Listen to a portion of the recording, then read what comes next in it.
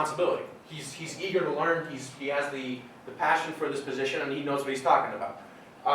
Your career materials are going to be something that you have to tailor to the job as well. One thing I would really recommend you doing, especially today, if you look at any job posting, you're going to see that there are job requirements, as I mentioned before. And literally all it says is the job requirements. There's a portion of the application that says that. And nowadays, people are getting hundreds of applications a day. The way that you can guarantee yourself at least a phone call is if you take those job requirements and you tailor your resume to those requirements. Nowadays, a lot of people don't sit in an office and they say, okay, this is resume 1, this is resume 2. They have an automatic program that scans for keywords for the position. So for example, there's a process control engineer position opening up, and the key responsibilities is must know PLC programming, must know SCADA systems, must know schematics and drafting, AutoCAD. Those are all keywords. Then the resume is going to go through a scanning software, and they're going to try to match those keywords. So all you have to really do is just copy and paste what skills you know from that job requirement directly into your resume. And make sure that you do know them, obviously. Make sure that if you're comfortable in copying and pasting it, not just so you get the phone call, make sure that you're able to do it. They're also going to probably ask you the proficiency in those. If you have some experience, be honest with them. Tell them that, I do have some background in, for example, AutoCAD. I have some background in that, but I'm not the best. Be honest with them.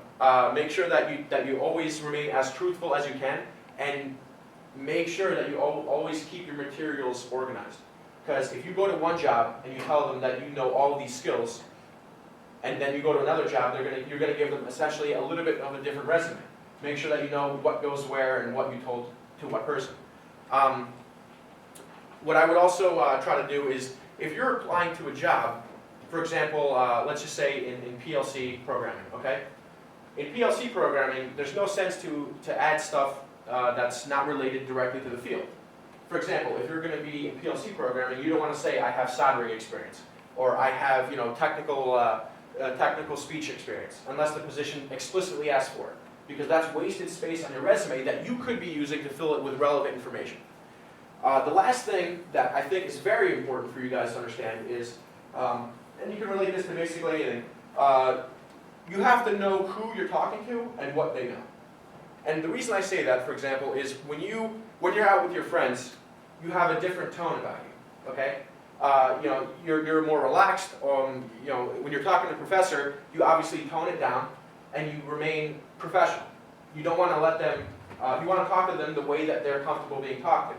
The same thing goes for a job opportunity. When you have an employer, you should know if you're talking to an HR person or if you're talking to an engineer.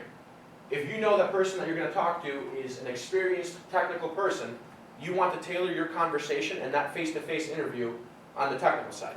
If it's an HR person, you want to talk to them and say, listen, I read your resume online, your resume requirements, and I know this, this, and this, and don't bore them with the details because most likely they don't know or they don't care.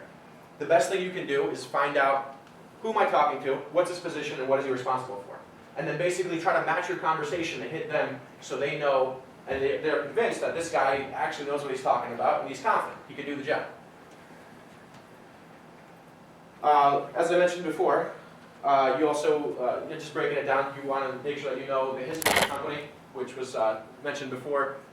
If you go into a company, just make sure that, a common thing they get you as is, what made you want to interview with us. You can't just say because, you guys do engineering. You have to say, for example, you interview for a company, I know that you guys do transportation and water treatment. And I think that's a very interesting field. I have some experience in labs or whatever. And basically it makes them feel assured that he didn't just come in here trying to get some money out of us. He's actually passionate about what they do, or he took the time to at least show incentive to find out. Negotiation. Now, there's a lot of negotiation in a job interview. And usually it goes from responsibilities, and then the last thing you talk about always is pay. Very rarely will you get pay as the first thing. So when we talk about responsibilities, the first thing they're going to ask you is, what have you done in the past? What's your work experience? And you're going to tell them, my work experience is so and so. I've worked in factories before, or this is my first job, or I've had experience with technical sales, or whatever it could be. You kind of want to tell them what you're comfortable doing and what you're not comfortable doing. No is not something that you should be scared of saying. It's the way that you say no that can make the difference. If they tell you, okay, you're going to be traveling 50% of the time, you could say, I prefer not to travel that much, and the way that you tell them no is going to be a very big deal. If you flat out tell them no, it's not going to look too good. If you tell them something along the lines of, I'm more comfortable in an office setting, I have no problem traveling, but that seems a little excessive to me. That can go a lot better than you just flat out saying no to them and making them seem like there's no room for negotiation. For time, you want to make sure that before you take the job, is it a 9 to 5? How typically do they go over hours? When you first start out, are you going to be there more or less? As time goes on, are they going to start pushing you to stay longer? You guys have to think that in the future, maybe in 10 years, you're going to have children one day. You're going to have a wife or family.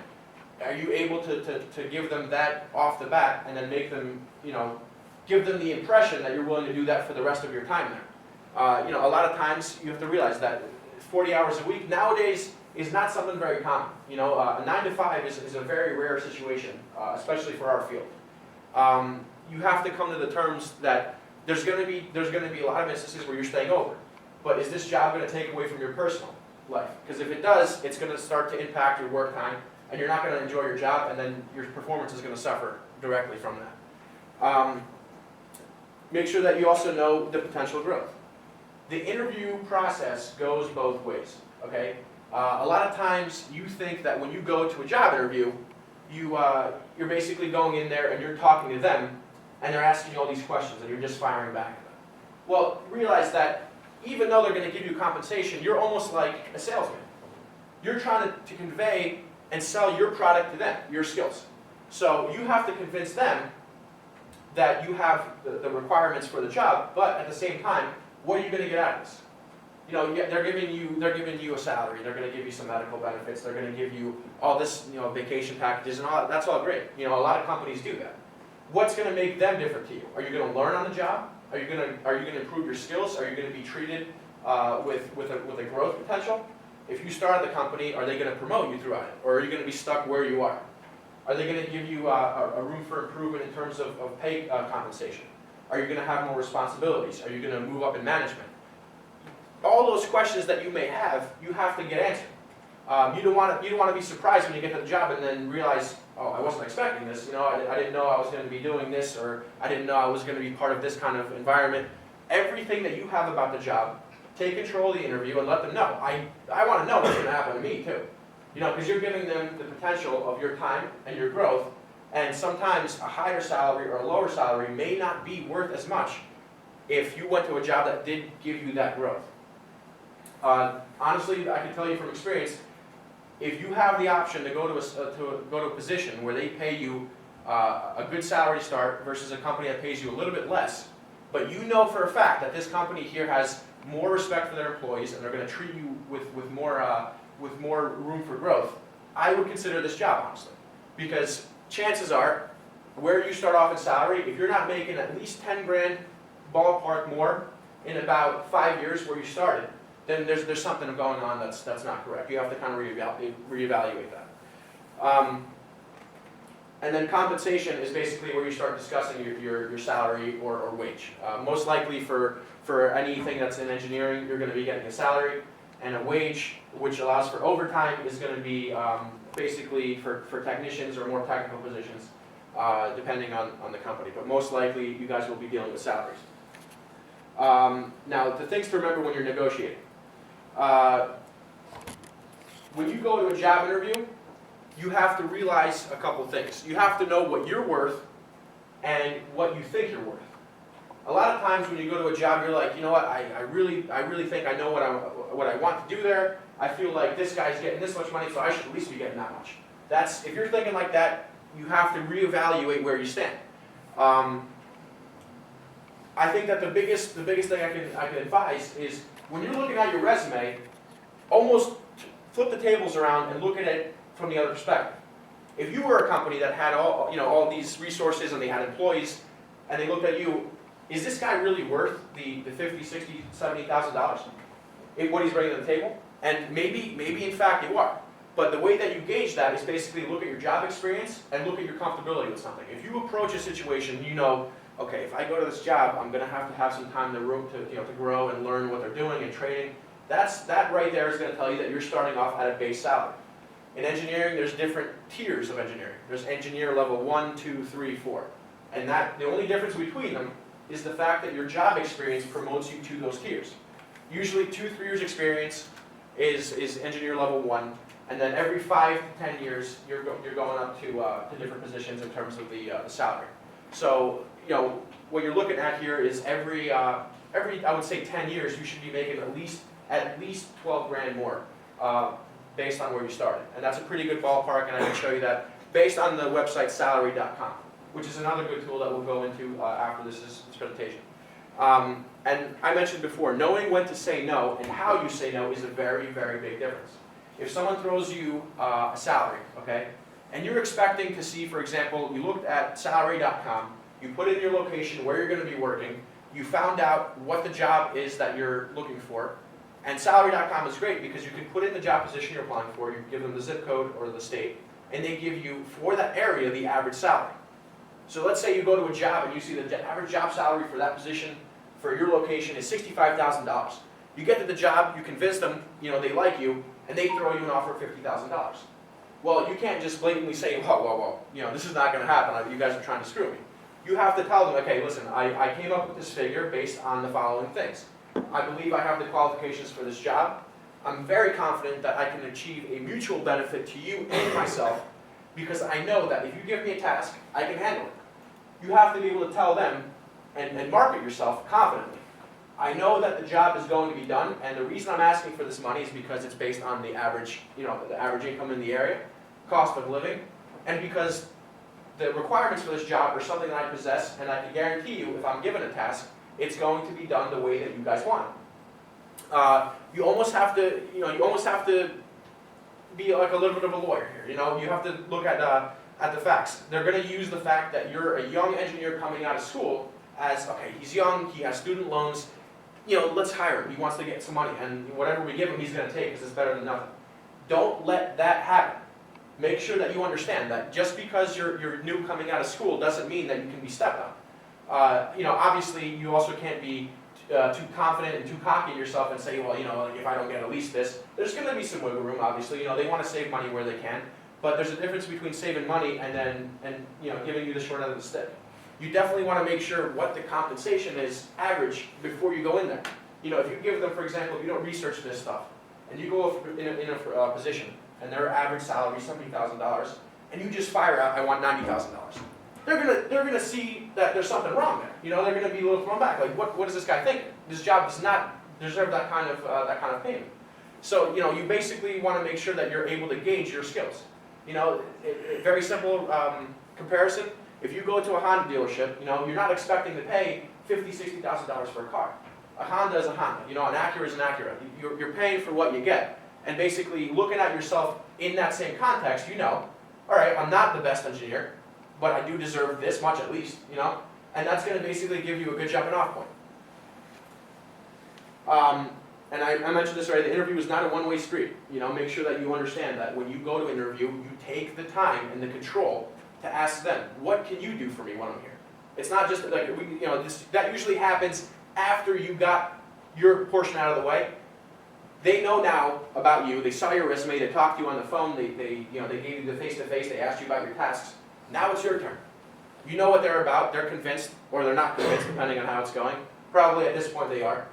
And they just want to see, okay, now when they sit down with you face-to-face for an interview, they just want to make sure, is the personality of this guy workable?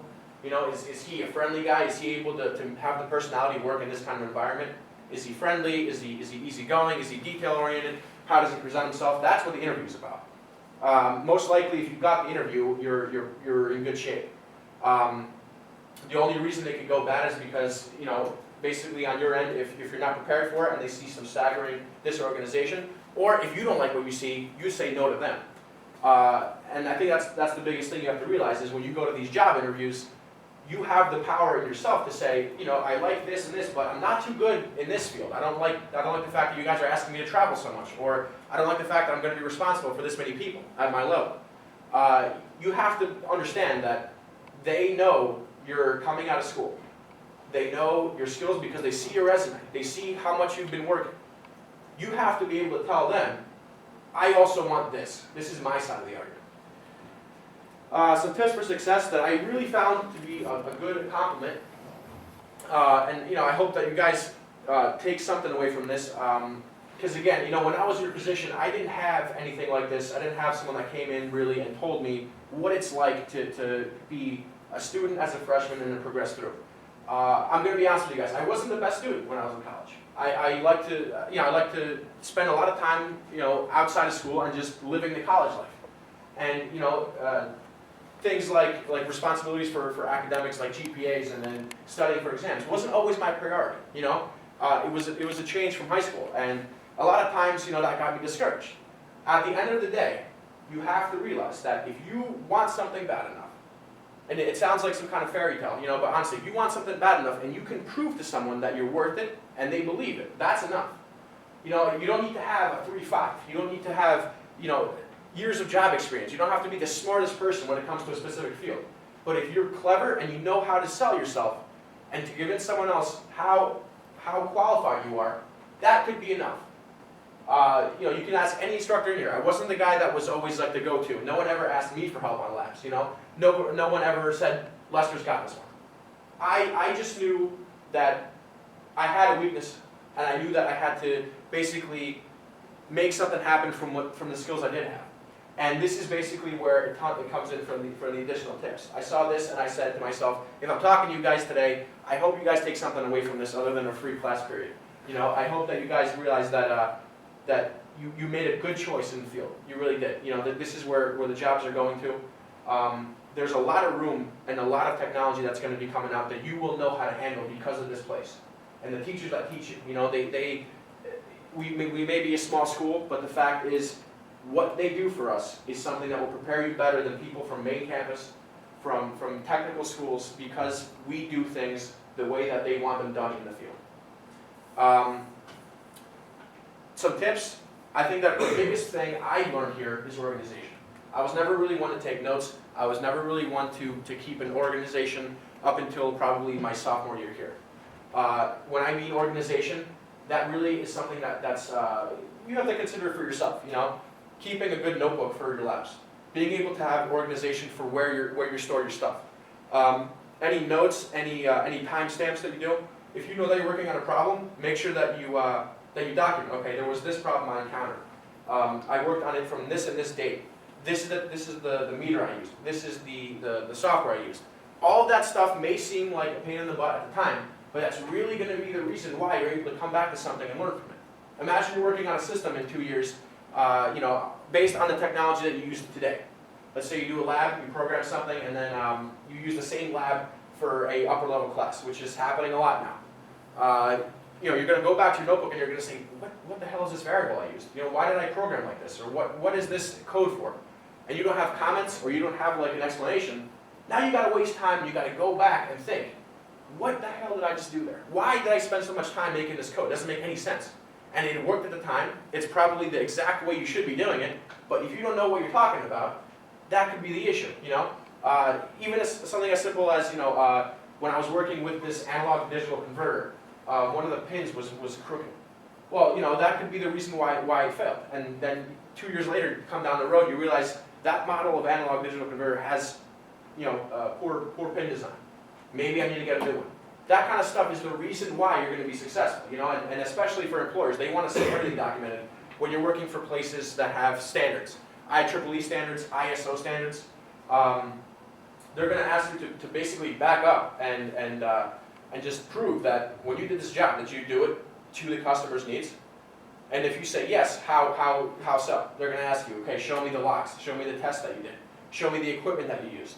Give me the testing procedures. That's all going to be very important. And it's meticulous, and it sucks sometimes. It really does. But the extra 5 minutes that you take to do something could be the reason why you're saving a couple hours in a couple years. Another thing is, when you have a problem or a challenge, make sure that you approach everything you do as rationally as possible. For example, say you're working on a project together, and you have a really good idea, and it's better than mine, and I know it. naturally the person that has that idea is going to be like, oh my God, this guy has an idea, he's trying to screw with me, he's trying to make me seem like some kind of schmuck. At the end of the day, I'm thinking about that emotionally. He might very well have a better idea than mine. And if we did his idea, we wouldn't be wasting time fixing mine that was poor and costing more or causing us more time. And a lot of times in engineering especially, emotion complicates everything. And the worst thing about it is we don't even realize it sometimes. When a professor comes up to us and says, this is wrong, the first thing I used to think was, this guy's just trying to bite me in the ass. There's always something with him. He's always trying to get me to do something in a certain way, and I don't like the way he's doing it. Why? If you think about the reason why something is being asked of you, it's going to make sense. You have to separate yourself from the emotional aspect and say, you know what, in fact, that is a better way to do it. A lot of times it takes a couple minutes, maybe hours for you to realize it.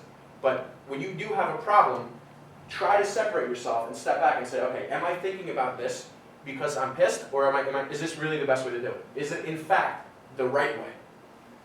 And then when you communicate, okay, the 3 C's I think are very important. I learned this from Mr. Weaver. Confidence, clarity, and charisma. Okay, very, very, very important. A lot of times we don't always have these qualities in us. Some people are naturally more quiet, sheltered. Some people are more outgoing. When you go to a job interview, especially, you always want to have all 3 of these things in a package, even if it's whatever it takes for you to do it. You want to display that you're confident in your skills and yourself. So when you go there, they know this guy's not just like iffy about himself. When he says he's going to get it done, it's going to get done. His clarity. When they ask you a question, okay, you have a project to do, and they're going to ask you at a job interview, okay, so it says that you have some PLC experience, and this happened to me last week. When I went to a job interview, they asked me, okay, I need you to please, they gave me a blank piece of paper, and they asked me to draw out a ladder logic diagram for moving an integer 16 places every 100 milliseconds for 16 places. And basically, right in front of me, okay, I have to draw this thing so they can be convinced I know what I'm talking about. And a lot of times right there, you're going to get a little nervous, like, oh my God, why is he asking me this? Does he not buy what I'm telling him? Well, at the end of the day, the confidence has to come back into this. The clarity has to come back into this. I'm going to clearly define whatever he's asking, and I'm not going to beat around the bush. Because if you start to dodge the question, it doesn't look too good. When they ask you for something, you tell them straight up. Even if you don't know, you tell them, listen, sir, I don't know how to go about finding a solution. I've never seen this problem before. I need some insight. That's being clear. If you tell them, like, okay, it's going to get done, or yeah, like this, that shows very, very, very poor skills in your profession. If you don't know something, that's not a bad thing. It really isn't. You're going to realize in this field that every time you go to a job, I guarantee you there's going to be at least 3 things you don't know about the job. There's going to be skills that you're going to see especially nowadays with technology. There's going to be new controllers coming out. There's going to be new parts coming out, new software, new codes. When you